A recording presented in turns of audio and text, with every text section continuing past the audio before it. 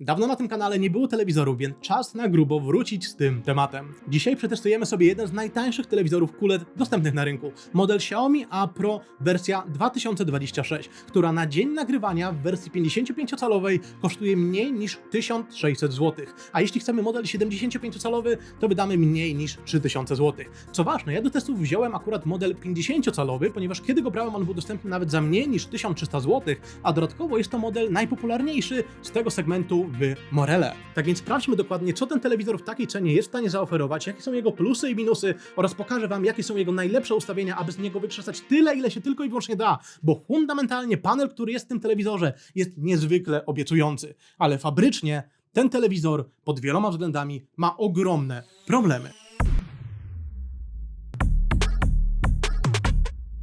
Przejdźmy szybko przez podstawę i porty, abyśmy jak najszybciej rzucili okiem na panel, czyli na rzecz najważniejszą. Jeśli chodzi o podstawę, to telewizor posiada dwie bardzo proste nóżki i w najszerszym miejscu są one ustawione od siebie o 1 metr. Zaś jeśli chodzi o porty, to dostajemy tutaj to, co według mnie w takich telewizorach jest całkowitym standardem. Ale co bardzo ważne, kiedy podłączyłem do tego telewizora, czy to mój komputer, czy to konsolę, to sam w ustawieniach tego telewizora w tak zwanym trybie HDMI musiałem ten tryb przełączyć z ustawienia standardowego na ustawienie ulepszone. Dopiero wtedy ten telewizor połączył się z tymi urządzeniami, wykorzystując pełną przepustowość i dopiero wtedy mogłem działać poprawnie bez jakiegoś chroma subsamplingu, więc to jest bardzo ważna rzecz, ponieważ to w moim przypadku nie zadziałało automatycznie. Telewizor oczywiście ma też miejsce na jakiś uchwyt ścienny, a my od razu przejdźmy do panelu, czyli do rzeczy zdecydowanie najważniejszej. Przed sobą widzicie 50-calowy telewizor, który jest tak zwanym QLED-em. I co ten QLED nam tak naprawdę daje? Kiedy popatrzymy sobie na rozkład spektralny tego telewizora, to zrozumiemy, z jakiego rodzaju podświetleniem mamy tak naprawdę do czynienia. I widzicie takie poszarpane rzeczy przy czerwonym, oznacza to, że ten telewizor korzysta z podświetlenia PFS, który jest w stanie dać nam bardzo czystą, nasyconą czerwień. A dodatkowo, teoretycznie, zgodnie z nazwą, telewizor ten powinien mieć kropki kwantowe dla koloru zielonego, dzięki czemu powinien też być w stanie uzyskać bardzo czystą zieleń. A jaka jest rzeczywistość? No rzeczywistość jest taka, że na ustawieniu fabrycznym ten telewizor pokazuje nam swój pełny, natywny gamut. A to oznacza, że ten telewizor nie tyle pokrywa standard sRGB czy też RED 709, który to jest wykorzystywany do tworzenia treści w SDR-ze, a znacznie z niego wychodzi. I w rzeczywistości na fabrycznych ustawieniach ten telewizor pokrywa prawie że 94% standardu DCI-P3, czyli standardu znacznie większego. Mówiąc tak po ludzku, tego rodzaju ogromne pokrycie spowoduje to, że ten telewizor prosto po wyjęciu z pudełka będzie nam pokazywał w treściach SDR-owych barwy bardzo nasycone, bardzo żywe. Mówiąc prosto, barwy mocno przekłamane, wręcz przesycone, ale tego rodzaju kolory mogą się wielu osobom jak najbardziej podobać. Bardzo ładnie ten aspekt widzimy, kiedy popatrzymy sobie na test saturacji względem wartości referencyjnych w SDR-ze. Okaże się, że wiele tych odcieni na tym telewizorze jest znacznie bardziej wypchana na zewnątrz tego gamutu, a to oznacza, że właśnie te kolory są znacznie przesycone i przekłamane. Ale tak jak powiedziałem przed chwilą, to, że coś jest przesycone czy przekłamane, nie znaczy, że jest złe. Po prostu jest przesycone i przekłamane. Ale tego rodzaju niezwykle żywe barwy mogą się niektórym osobom jak najbardziej podobać. Jednak zanim przejdziemy do dokładnych testów ustawień fabrycznych, to musimy porozmawiać o jednej bardzo ważnej rzeczy. Kiedy wyjmiemy ten telewizor, to fabrycznie ten telewizor ma włączonych mnóstwo, w cudzysłowie, wspomagaczy, które to według mnie robią znacznie więcej złego, aniżeli dobrego. O co chodzi? Pierwszą rzeczą, którą od razu trzeba wyłączyć, to tak zwane ustawienie globalnego zaciemniania, które zgodnie z nazwą dosłownie zaciemnia Wam telewizor. To jeszcze mniej więcej jestem w stanie zrozumieć, ponieważ to prawdopodobnie jest związane z pewnymi regulacjami dotyczącymi poboru prądu tego rodzaju sprzętów, ale przejdźmy do ustawień jeszcze ważniejszych. Fabrycznie ten telewizor ma włączone ustawienie o nazwie automatyczna regulacja ostrości, tylko że ta nazwa jest całkowicie nieprawidłowa, to jest całkowicie błędne tłumaczenie, ponieważ to ustawienie nie ma nic wspólnego z ostrością, a jego zmiana wiąże się z tym, że zmienia się coś, co wygląda na tak zwany kontrast dynamiczny na telewizorze. I kiedy to ustawienie mamy włączone, to przekonanie tego telewizora jeszcze bardziej nam się zwiększa. Tak więc, żeby to było jasne, wszystkie testy na ustawieniach fabrycznych robiłem mając wyłączone wszystkie te wspomagacze. Tak więc przejdźmy wreszcie do dokładnych testów. Pierwszym ogromnym problemem ustawień fabrycznych jest to, że ten telewizor na tych ustawieniach jest absurdalnie wręcz niebieski. Ta temperatura barwowa po prostu idzie w stronę niebieskiego. A kiedy popatrzymy sobie na kwestię saturacji tego sprzętu, to zauważymy, że tak bardzo niebieska temperatura barwowa powoduje to, że wszystkie inne kolory również w stronę niebieskiego są kopnięte. A to ostatecznie kończy się tym, że gamma wygląda właśnie tak, jak widzicie tutaj. Pomimo tego, że sama gamma jeszcze w miarę za tym standardem 2,2 chce podążać i ona akurat pod tym względem wygląda wygląda obiecująco, to niestety, ale kiedy popatrzymy sobie na dokładne przekłamanie skali szarości po lewej stronie w tym teście, to zauważycie, że ono jest po prostu wręcz ogromne, a to wiąże się właśnie z temperaturą barwową, która również tę szarość bardzo mocno wypycha w stronę niebieskiego. I obraz na tym telewizorze, na tych fabrycznych ustawieniach jest niezwykle wręcz niebieski, niezwykle wręcz zimny. Teraz, kiedy mamy te wszystkie informacje w naszej głowie, popatrzmy dokładnie na test przekłamania tego sprzętu. I jesteście w stanie tam zauważyć, że to przekłamanie jest po prostu wręcz ogromne. Mówimy tutaj o średnim błędzie delta F w okolicach 10, co jest wynikiem wręcz astronomicznym i to jest spowodowane wszystkimi tymi czynnikami, czyli jednocześnie bardzo niebieską temperaturą barwową, jak i bardzo mocnym przesyceniem tych barw. Za chwilę Wam pokażę, jak możecie to naprawić oraz jakie są tutaj ustawienia polecane, ale popatrzmy jeszcze na inne aspekty tego sprzętu. Zacznijmy od tego, co jest na tym telewizorze akurat bardzo dobre, a chodzi mi tutaj o natywny kontrast. Ten zmierzony na ustawieniach fabrycznych wyniósł okolice 6500 do 1, co jest wynikiem niezwykle dobrym i oznacza to, że ten telewizor, jak na zwykły telewizor VA, ma bardzo dobrą czerń. Jednak od razu w tych testach widzimy też jeszcze jeden aspekt tego telewizora, który jest równie ważny, a chodzi tutaj o jego maksymalną jasność, która niestety jest jak na aktualne warunki dosyć słaba. I ja jak najbardziej rozumiem to, że to jest jeden z najtańszych tego rodzaju telewizorów na rynku, ale mimo wszystko to jest aspekt, który może być dla niektórych z Was naprawdę ważny. Maksymalnie ten telewizor uzyskuje około 260 nitów jasności. Co to oznacza? Jeśli jesteście osobami, które głównie z telewizora korzystają wieczorem czy w nocy, albo w ciągu dnia macie naprawdę zasłonięte okno i macie po prostu ciemne pomieszczenie, to taka jasność prawdopodobnie będzie dla Was nawet bardziej niż wystarczająca. Ale jeśli jesteście osobami, które szukają jakiegoś nowego telewizora do jakiegoś salonu, który jest jasny, nie chcecie zasłaniać tych okien, bo po prostu lubicie oglądać jakieś rzeczy w jasnym pomieszczeniu, to niestety, ale według mnie raczej to nie jest telewizor dla Was, ponieważ technologia telewizorów aktualnie się rozwija. Telewizory na lepszym podświetleniu albo nawet telewizory mini LEDowe stają się coraz tańsze i naprawdę nawet za około kilkaset złotych więcej jesteście w stanie na rynku znaleźć telewizory, które będą się względem tego telewizora różniły właśnie ich maksymalną jasnością. Tak więc to jest zdecydowanie aspekt, który trzeba mieć z boku głowy i trzeba samemu pomyśleć, kiedy my tak naprawdę głównie korzystamy z telewizora i jak bardzo ważny jest to dla nas temat względem innych właściwości, do których wreszcie sobie przejdźmy. Przejdźmy zatem do ustawień polecanych, które postanowiłem rozdzielić na dwa różne segmenty. Na początek segment ludzi, którzy jednak lubią tego rodzaju przekłamane i przesycone kolory. Chcą nadal być w tym natywnym gamucie, ale chciałby mimo wszystko mieć możliwie jak najmniejsze przekłamanie i znacznie lepszą temperaturę barwową niż to, co dostajemy fabrycznie, aby ten obraz po prostu nie był tak niebieski. Czy jesteśmy w stanie coś z tym zrobić? Jak najbardziej tak. Zostajemy zatem na ustawieniach fabrycznych, a jedyne, co trzeba tutaj zmienić, to temperaturę barwową. Tak więc wchodzimy w ustawienia telewizora, następnie w podstawowe ustawienia i tam zmieniamy temperaturę barwową na temperaturę własną. Następnie dostajemy 3 suwaki dla koloru czerwonego, zielonego i niebieskiego, które możemy zmniejszyć. Xiaomi z jakichś niezrozumiałych dla mnie powodów nadal daje nam absurdalnie szeroki wybór tej temperatury barwowej, ponieważ możemy dostosować te wartości od wartości 0 do 1024, co po prostu nie ma jakiegokolwiek wręcz sensu, bo jest to zdecydowanie zbyt dokładne ustawienie. Więc co trzeba zrobić? Jeśli chodzi o mój akurat egzemplarz, to musiałem odjąć aż, uwaga, 124 punkty niebieskiego i 36 punktów zielonego. Kiedy to zrobiłem, a troszkę to trwało, bo trzeba ten przycisk dosyć długo trzymać, to okaże się, że udało się uzyskać znacznie lepszą temperaturę barwową, której znacznie bliżej do standardu D65. Teraz, kiedy popatrzymy sobie na gammę, to zauważymy, że ona raz jeszcze jest znacznie lepsza. Nie idealna w żadnym przypadku, bo nie jest liniowa, ale spadliśmy z przekłamania szarości w okolicach 11 do wartości poniżej 2, co jest wynikiem naprawdę dobrym, jak na tak tani telewizor. Owszem, ta gamma jest mimo wszystko troszeczkę zbyt ciemna, ale już się tego aż tak bardzo nie czepiajmy, bo i tak jest znacznie lepiej niż było przed chwilą. Teraz, kiedy popatrzymy sobie dokładnie na kwestię dotyczącą saturacji albo kwestię przekłamania tego telewizora, to zauważymy, że to przekłamanie jest znacznie lepsze. Spadliśmy z okolic 10 przekłamania samych kolorów do okolic 5.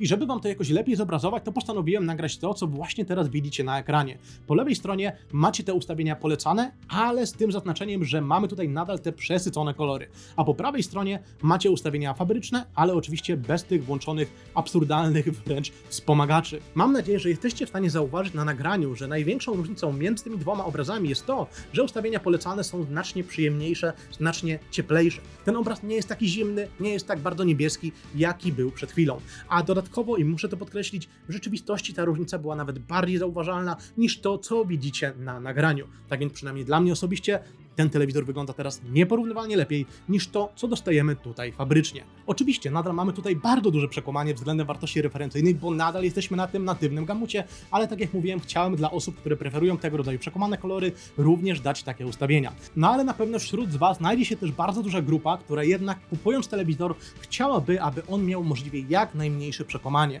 żeby obraz, który widzicie, możliwie jak najlepiej odzwierciedlał intencje twórców jakichś treści. Czy da się tutaj to zrobić? Na szczęście tak. Ten telewizor posiada nawet teoretycznie specjalny, dedykowany do tego tryb. Nazywa się on trybem Filmmaker. Tylko że ten tryb na moim egzemplarzu niestety nie jest idealny. Kiedy popatrzymy sobie na jego temperaturę barwową, to ona jest znacznie lepsza niż to, co dostawaliśmy na ustawieniu fabrycznym, ale nadal jest bardzo daleka od ideału. Tak więc, żeby nie marnować więcej Waszego czasu, to od razu przejdźmy do ustawień polecanych, ale w trybie Filmmaker, który da nam możliwie jak najmniejsze przekłamanie. Tak więc, włączamy tryb Filmmaker, następnie to, co my musimy zrobić, to raz jeszcze dostosować temperaturę barwową na takie same wartości, które podałem Wam przed chwilą. Teraz jesteśmy w stanie zauważyć, że temperatura barwowa jest już świetna, ale kiedy popatrzymy sobie na przekłamanie barw, to chociaż ono jest znacznie lepsze i wynosi okolice 2,5 błędu delta E, co jest wynikiem naprawdę bardzo dobrym, zważając na to, jak tani jest to sprzęt, to nadal jesteście w stanie tam zauważyć, że wiele tych kolorów nie znajduje się blisko tych swoich kwadracików, a jeszcze nadal jest wykopywana na zewnątrz,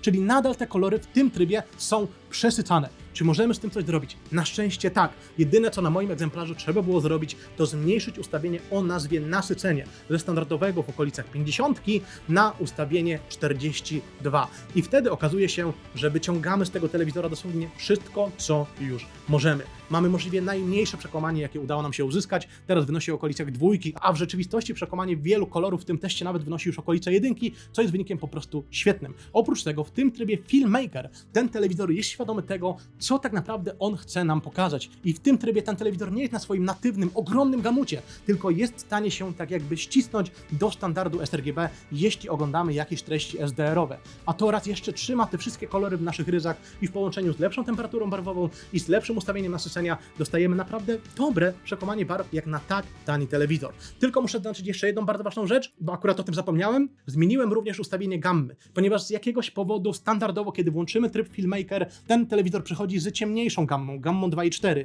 Ja jednak postanowiłem zmienić to na gammę 2,2, którą osobiście bardziej preferuję i względem których robię te wszystkie testy, które tutaj widzicie.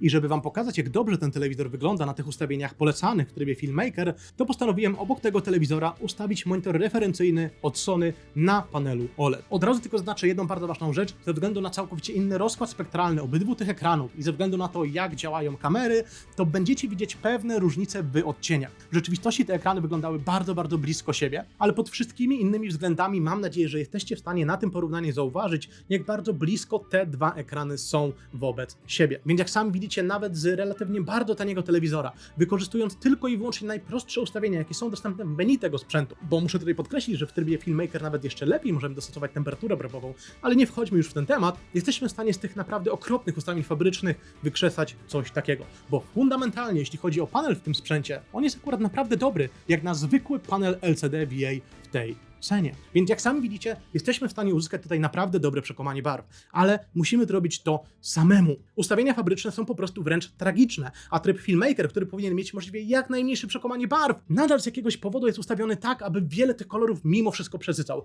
Jestem naprawdę w szoku, ile z tego telewizora da się wykrzesać, kiedy rozumiemy, jak on działa i kiedy mamy dostęp oczywiście do sprzętu, który pozwala nam to wszystko zweryfikować. Bo z telewizora, który wyglądał obrzydliwie na ustawieniach fabrycznych, dostaliśmy coś, co ma naprawdę bardzo dobre przekłamanie barw, jak na sprzęt z tej półki cenowej i wykorzystując tylko i wyłącznie najprostsze zmiany w ustawieniach, jakie w tym telewizorze istnieją. Przejdźmy do innych, równie ważnych aspektów. Temat numer 1. Równomierność tego telewizora. To niestety jest jego minus. Tak jak równomierność na jakichś bardzo jasnych planszach jest w miarę akceptowalna, nie licząc samych krawędzi, które w głąb tych krawędzi są troszeczkę jaśniejsze od środka ekranu, to oprócz tego niestety mój telewizor przy prawej krawędzi posiada jeden taki spot, który jest troszeczkę jaśniejszy od otoczenia.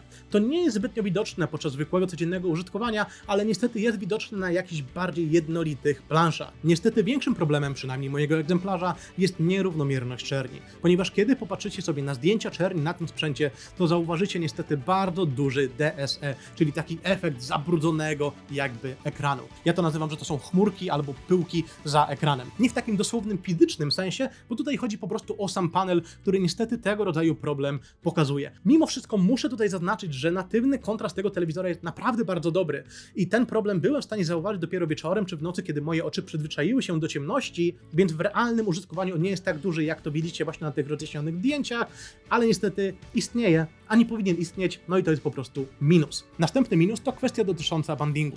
Niestety na moim egzemplarzu ten banding był widoczny w przypadku najciemniejszych wartości. Te przejścia tonalne bardzo ciemnych rzeczy nie były tak bardzo płynne, tylko bardziej schodkowe. Następny, niestety nadal minus, to kąty widzenia. To jest panel VA, a panele VA niestety naturalnie posiadają pewne bardzo słabe cechy, jeśli chodzi o te kąty widzenia właśnie. Kiedy popatrzycie sobie na zdjęcia kątów widzenia tego sprzętu, to zauważycie, że nawet pod bardzo małym kątem ten telewizor staje się zauważalnie ciemniejszy. A im idziemy dalej z tym kątem, tym bardziej zauważamy, że niestety coraz to bardziej traci swoją jaskrawość i swoje kolory. Tak więc zdecydowanie jest to telewizor, przed którym po prostu trzeba siedzieć prosto. Ktoś może powiedzieć, ale co mnie to obchodzi? Ja nie oglądam przecież telewizora od boku, siedzę przed nim, więc dlaczego mnie to obchodzi? I ja tutaj od razu zaznaczę, powinno nas to obchodzić, ponieważ jeśli siedzimy na przykład blisko jakiegoś telewizora, który będzie większy, przykładowo kupicie model 55, 65 albo 75-calowy, to wtedy nawet pomimo tego, że będziecie siedzieć przed telewizorem, to kąt między wami a krawędzią telewizora może być już na tyle duży, że krawędź będzie zauważalnie ciemniejsza od środka ze względu na problem z kątami widzenia i gamma shiftem właśnie. Tak więc trzeba na to właśnie patrzeć z tej perspektywy. Następną rzeczą, którą sprawdziłem, to tak zwany PWM, ponieważ są osoby, które na tego rodzaju PWM są wyczulone i zwłaszcza jeśli używają swoich ekranów na niższej jasności, gdzie ten PWM najczęściej jest bardziej agresywny, może to jakoś negatywnie, nieprzyjemnie wpływać czy to na nasze oczy, czy na jakieś samopoczucie. Na szczęście ten telewizor nie pokazywał problemu z PWM-em nawet na 0% jasności. I następny temat, który interesuje wiele osób, czyli kwestia dotycząca poboru prądu. Ja przetestowałem to włączając na telewizorze film 4K 60 Hz i jesteście w stanie zauważyć, że ten telewizor maksymalnie pobierał w moich testach okolice 65 W i oczywiście spadał w zależności od ustawionej jasności. No i został nam jeszcze jeden bardzo ważny temat, czyli sama powłoka na tym telewizorze. A ta akurat jest bardzo dobra. To jest telewizor zdecydowanie z tych bardziej błyszczących, jak zresztą zdecydowana większość telewizorów na rynku, ale ten telewizor na szczęście nie ma problemu z jakimś rozjaśnieniem obrazu, kiedy pada na nie światło, a to, czy my preferujemy telewizor bardziej błyszczący, czy matowy, jest już akurat bardzo subiektywne, każdy ma swoje własne preferencje. Ja osobiście znacznie bardziej preferuję telewizory jak najbardziej błyszczące. I już teraz ostatni bardzo ważny temat, zanim przejdziemy do tematu HDR-u oraz oczywiście grania, jak i samego systemu w tym telewizorze, jak i oczywiście głośników, czyli temat, który ostatnio stał się głośny za sprawą naprawdę świetnego materiału od pana Mateusza Chroboka, który to zrobił cały materiał na temat tego, jak różne telewizory podglądają, co my na tych telewizorach robimy i co one z tymi informacjami później sobie robią. W tym materiale pan Mateusz również pokazał bardzo fajną rzecz, jak tego rodzaju coś, co śmiało można chyba nazwać śledzeniem, można na wielu różnych systemach wyłączyć. Ale w jego materiale nie było informacji, jak to zrobić na Xiaomi z systemem Google TV, więc ja postanowiłem rzucić na to okiem i okazało się, że ja na tym telewizorze nigdzie nie byłem w stanie znaleźć opcji, która pozwala wyłączyć tak zwane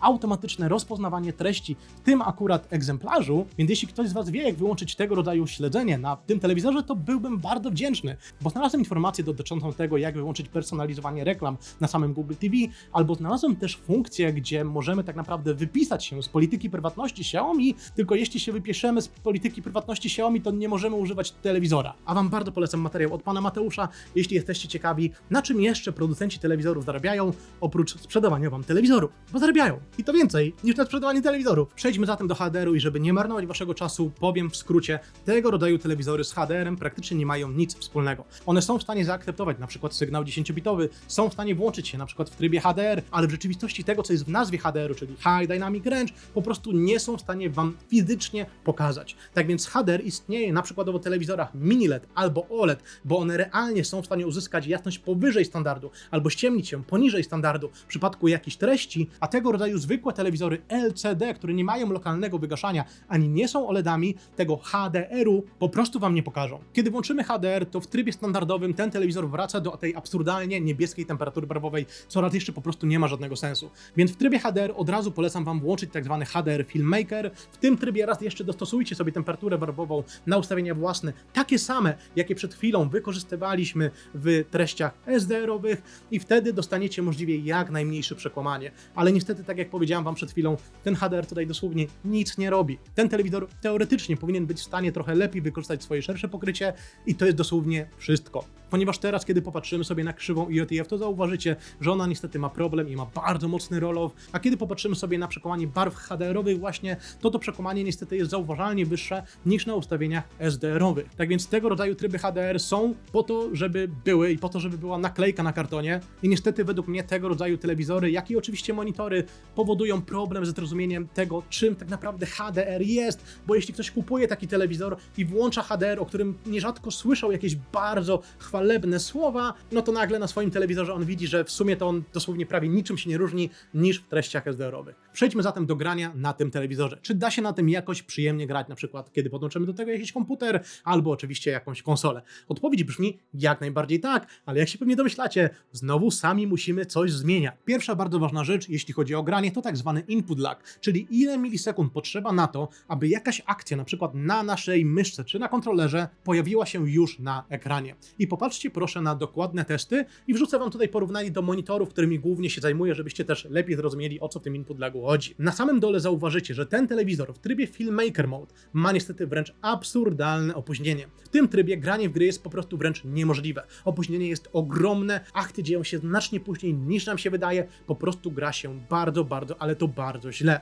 Jednak to jest coś, czego tak naprawdę spodziewamy się po tego rodzaju trybach, które niestety muszą jakoś ten obraz jeszcze przetwarzać. Dlatego też telewizory prawie że zawsze posiadają coś, co nazywa się trybem gry. I kiedy ten tryb włączymy, to opóźnienie spada nam o ponad 100 milisekund i wynosi okolice 11 milisekund, co jest wynikiem naprawdę bardzo dobrym, jak na zwykły 60 Hz wyświetlacz. Jednak kiedy włączymy tryb gry, to oczywiście raz jeszcze musimy sami dostosować temperaturę barwową na ustawienia własne, bo w tym trybie gry ten obraz raz jeszcze jest bardzo niebieski, tak więc raz jeszcze sami musimy coś dostosować, żeby to wyglądało lepiej. Następny bardzo ważny aspekt telewizorów, jeśli chodzi o granie, ale ma on również bardzo duży wpływ na to, jak ten obraz wygląda podczas zwykłego użytkowania, to tak zwany czas reakcji pikseli, który mówi nam, ile milisekund piksele potrzebują, aby zmienić się z jednego koloru na drugi. Na sam początek popatrzcie proszę na ten oto oscyloskop połączony z pełną fotodiodą. Tego rodzaju narzędzie jest w stanie nam dokładnie zmierzyć te potrzebne milisekundy na to, aby zrozumieć, czy te piksele fizycznie są w stanie się zmieścić w oknie odświeżania, czy też jednak tego czasu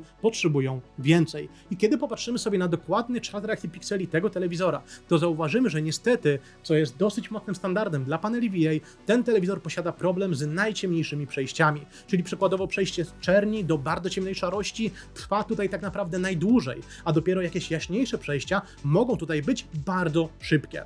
Jednak ja zawsze powtarzam, że najważniejszy czas reakcji pikseli w sprzęcie to jest ten najwolniejszy, bo to właśnie go widzimy. I żeby to sobie zobrazować, to popatrzcie teraz proszę na tak zwane zdjęcie UFO, które składa się z 4 klatek naszego telewizora i możliwie jak najlepiej ma oddać to, co my widzimy podczas realnego, zwykłego użytkowania. Jesteście w stanie na tym zdjęciu zauważyć, że ufoludek u samej góry, czyli ufoludek na najciemniejszym tle, niestety posiada za sobą najdłuższą czarną smugę. I to jest niestety standardowa charakterystyka dla wielu paneli VA. Dodatkowo, i to jest moim zdaniem bardzo ważne, to smużenie na tym akurat telewizorze jest gorsze niż smużenie na tym samym telewizorze, ale poprzedniej generacji, którą to akurat miałem okazję przetestować. Kiedy popatrzycie sobie na zdjęcia UFO, to nowsze zdjęcie UFO po prostu jest gorsze, to smużenie w ciemniejszych wartościach jest dłuższe. Według mnie wynika to po prostu z kontrastu. Poprzednia generacja miała zauważalnie słabszy kontrast, a testując wiele monitorów, którymi głównie się zajmuję, zauważyłem, że istnieje ogromna korelacja między kontrastem a czasem reakcji pikseli. Im mamy wyższy kontrast, tym niestety bardzo często mamy coraz to gorszy czas reakcji pikseli i według mnie właśnie to widzimy na tym sprzęcie. Dostajemy naprawdę świetny kontrast, jak na natywny, tani panel VA, ale niestety ten świetny kontrast jest uzyskiwany zauważalnie dłuższym czasem reakcji pikseli, który jest widoczny podczas grania, a nawet podczas oglądania zwykłych seriali, ponieważ nierzadko na tym telewizorze zauważymy, że coś jest takie troszeczkę maślane, rozmyte, po prostu zasmużone. Tak więc to jest temat, o którym trzeba jak najbardziej wiedzieć, jeśli szukamy jak najtańszego telewizora, ponieważ istnieją na rynku telewizory, mimo wszystko trochę droższe, gdzie jednak to smużenie nawet na ich panelach VA może być zauważalnie lepsze niż tutaj. Ale tutaj to smużenie jest według mnie problemem dla osób, które są niestety na tego rodzaju smużenie mocno wyczulone. Tak więc, żeby to było jasne, jak najbardziej na tym telewizorze możemy grać, bo jesteśmy w stanie tutaj uzyskać bardzo przyjemny obraz, jeśli zrobimy te własne zmiany. Dodatkowo mamy tutaj naprawdę dobry input lag, jak na 60 Hz i nad to wszystko dostajemy świetny kontrast, który zwłaszcza docenimy wieczorem czy w nocy. Ale niestety problemem tego sprzętu po prostu jest smużenie. Tak więc jeśli szukamy możliwie jak najczystszego obrazu podczas ruchu, zwłaszcza w jakichś bardziej dynamicznych grach, to nie jest raczej telewizor dla Was. Ale jeśli korzystacie z tego telewizora tak, jak robi to większość osób, czyli takie zwykłe, uniwersalne, codzienne użytkowanie i granie na nim od czasu do czasu, to jak najbardziej bez żadnego problemu można na tym telewizorze naprawdę przyjemnie grać. Przejdźmy zatem do następnego tematu, czyli do pilota, do samego Smart TV i do głośników. Jeśli chodzi o pilot, to nie jestem w stanie się do tego doczepić, jest to po prostu bardzo dobry pilot, zwłaszcza jak na cenę tego sprzętu. Jeśli chodzi o system, to tutaj mam kilka za, ale niestety mam też trochę przeciw. Dostajemy tutaj Google TV i osobiście bardzo się cieszę, że Google TV jest już dostępne w sprzęcie na tej cenie, ale niestety jesteśmy w stanie też zauważyć, że ten Google TV jest mocno wymagający.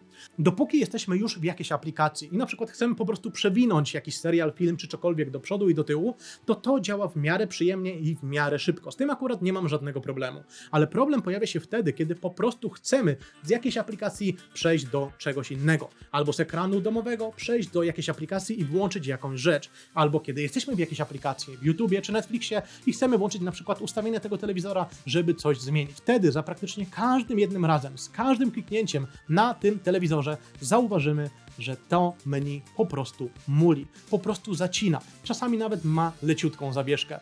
No niestety do najszybszych to po prostu nie należy. A szkoda, bo kiedy włączyłem sobie filmy na YouTubie, nawet w 4K 60 Hz, to zauważymy, że ten telewizor pomija dosłownie pojedyncze klatki. Tak więc jest w stanie nam bardzo ładnie pokazywać treści i jest w stanie bardzo ładnie je po prostu przesuwać do przodu czy do tyłu, ale moment, w którym chcemy robić cokolwiek więcej, to jest moment, w którym niestety zauważymy, że każde kliknięcie to jest dosłownie kilka sekund czekania, aż coś się stanie. Więc pod tym względem niestety minus. Ale jako, że to jest Google TV, to pod każdym innym względem, jeśli chodzi o na przykład kompatybilność jakiejś aplikacji, dostajemy tutaj to, co jest najlepsze, ponieważ praktycznie wszyscy chcą być dostępni na Google TV. Tak więc tych aplikacji tutaj do wyboru jest bardzo dużo. Ale jeśli chodzi o minusy, no to dostajemy tutaj też jakiś bloatware od Xiaomi i ich własne aplikacje oraz nawet pewien system, który w tym telewizorze istnieje, ale na szczęście tego jest zaskakująco mało. Pamiętam, jak jeszcze kilka lat do tyłu tych aplikacji od Xiaomi było zdecydowanie więcej w takich telewizorach, tak więc to przynajmniej trochę na plus. Z innych plusów to mamy tutaj też mikrofon i ten jest w stanie zrozumieć polską mowę, więc to jak najbardziej duży plus. I z jeszcze innych plusów, jeśli chodzi o kwestię na przykład połączenia tego telewizora z internetem, to jak sami widzicie na załączonym obrazku, połączenie po Wi-Fi działa tutaj dobrze i szybko. Oczywiście ja mam router ustawiony dosłownie pod samym telewizorem, więc jak żeby mogło działać inaczej, ale chodzi mi tutaj o maksymalne możliwości przesyłu tego telewizora. Na samo zakończenie głośniki. Największym problemem, który ja widziałem w wielu tanich telewizorach, to to, że one nierzadko po prostu wręcz nie posiadają niskich tonów i brzmią bardzo, bardzo źle. W tym telewizorze, i to mnie akurat dosyć pozytywnie zaskoczyło, nawet w modelu 50-calowym mamy niskie tony. I ten telewizor jak na taką cenę brzmi zaskakująco dobrze. Żeby to było jasne, zaskakująco dobrze jak na wbudowane głośniki w telewizorze w tej cenie. Ale mimo wszystko pozytywnie się zaskoczyłem i bez żadnego problemu oglądałem wiele treści na tym telewizorze, będąc w miarę zadowolonym z tego dźwięku. Nie oczekiwałbym po tych głośnikach dosłownie nie wiadomo czego, ale do zwykłego oglądania i do rozumienia mowy jak najbardziej na plus i istnienie tych niskich tonów to jest naprawdę duży plus sprzętu, bo zaufajcie mi, w wielu telewizorach to brzmi znacznie gorzej. Czas na podsumowanie i odpowiedzenie sobie na jedno pytanie, czyli czy warto? Czy to jest telewizor dla Was? I ja z tym telewizorem naprawdę posiadam dużo problemów. Jednak nie wiem, czy zauważyliście, ale większość problemów, o których ja mówiłem w przypadku tego telewizora, to nie są problemy związane z samym jakby fundamentalnie panelem, który w nim istnieje, a są związane po prostu z tym, jak ten telewizor jest ustawiony. Albo, co według mnie jest troszeczkę dokładniejsze, jak jest nieustawiony. Wiele minusów, o których ja dzisiaj mówiłem, istniało już nawet na poprzednich generacjach telewizorów Xiaomi i ja nadal nie jestem w stanie zrozumieć, dlaczego oni nie chcą z tym nic zrobić. Mamy niepoprawne tłumaczenia, mamy dziwne ustawienia, mamy funkcje, które działają całkowicie inaczej niż są opisane, a jeśli chodzi o temperaturę brewową, to mamy dostęp od 0 do 1024 punktów tylko i wyłącznie po to, żeby bez przerwy to otrzymać, aby zauważyć jakąkolwiek różnicę na tym ekranie. Oprócz tego ustawienia fabryczne są niezwykle dziwne, a tryb Filmmaker Mode, pomimo tego, że ma być możliwie trybem najdokładniejszym, najlepszym, jeśli chodzi o przekłamanie barw, i tak z jakiegoś powodu jest ustawiony tak, aby niektóre barwy jeszcze bardziej przesycał. Nie wiadomo w ogóle dlaczego. Jednak wiele tych minusów, o których mówiłem, jest możliwe do naprawienia przez nas. Tak więc jeśli jesteśmy świadomi tego, co robimy, jeśli jesteśmy świadomi tego, co chcemy, czy chcemy możliwie jak najmniejsze przekłamanie, czy jednak chcemy jak najlepszą temperaturę brewową, ale nadal chcemy te przesycone, bardzo żywe kolory, to możemy to dostać, bo fundamentalnie panel, który jest w tym telewizorze, jest naprawdę dobry. Ma on bardzo szerokie pokrycie, co jest plusem dla osób, które szukają tego bardzo dużego przesycenia w SDR-ze, albo mimo wszystko jest pewnym plusem w treściach HDR-owych, no bo trochę lepiej ten telewizor jest w stanie to wykorzystać i ten telewizor ma nawet pokrycie odrobinkę lepsze niż panel zeszłej generacji. A oprócz tego mamy też na tym telewizorze, i to jest moim zdaniem jego ogromny plus, naprawdę bardzo dobry natywny kontrast, jak na zwykły tani panel VA. I ten kontrast jest zauważalnie lepszy niż na telewizorze zeszłej generacji. To są bardzo duże plusy. Oprócz tego mamy też telewizor, który jest nawet trochę jaśniejszy od poprzedniej generacji. Ale niestety, kiedy popatrzymy też na minusy, dostajemy tutaj smużenie, dostajemy system, który z jednej strony jest bardzo dobry, a z drugiej strony po prostu niewydolny. No i dostajemy też kwestię dotyczącą kątów widzenia, ale ten problem będzie coraz to większy, im większy telewizor będziemy chcieli po prostu kupić i im bliżej tego telewizora będziemy siedzieć. Tak więc trudno jest ten telewizor ocenić, bo z jednej strony nigdy wcześniej tanie telewizory nie były tak dobre jak teraz. Ale z drugiej strony telewizory z trochę wyższej półki zauważyłem, że one coraz to mocniej tanieją i w coraz to niższych cenach jesteśmy w stanie kupić na przykład telewizory już 120 Hz i telewizory, które przede wszystkim są po prostu zauważalnie jaśniejsze.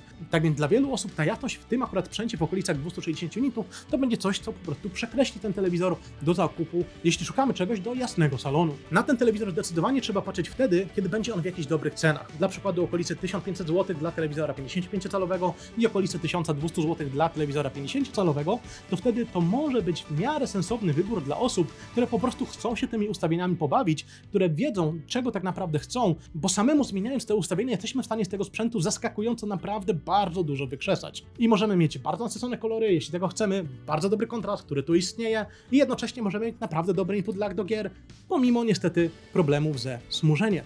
Jednak nie jestem w stanie na teraz tak po prostu usiąść i powiedzieć wam, polecam ten telewizor, z tego względu, że ja do tematu telewizorów właśnie wracam. I chcę zacząć od testowania telewizorów możliwie jak najtańszych i będziemy się piąć testując coraz to lepsze telewizory, aby miejmy nadzieję za jakiś czas mieć możliwie jak najlepsze rozeznanie tego rynku i żebym był w stanie wam później za jakieś pół roku, być może rok, realnie w stanie polecać sprzęt, który ma możliwie jak najlepszy stosunek ceny względem tego, co dostajemy. Tak więc jeśli chcecie więcej materiałów telewizorowych na tym kanale, piszcie komentarze, zostawiajcie subskrypcje, zostawcie łapkę w górę, zróbcie cokolwiek, żebym widział, że was to po prostu interesuje, a ja jak najbardziej nie mogę się tego doczekać, bo chcę testować więcej telewizorów. I czuję, że ta przerwa ostatnio mi naprawdę dużo zrobiła i że wrócę z nową mocą do testowania telewizorów, testując jeszcze więcej rzeczy niż wcześniej, a przede wszystkim robiąc to jeszcze lepiej niż wcześniej.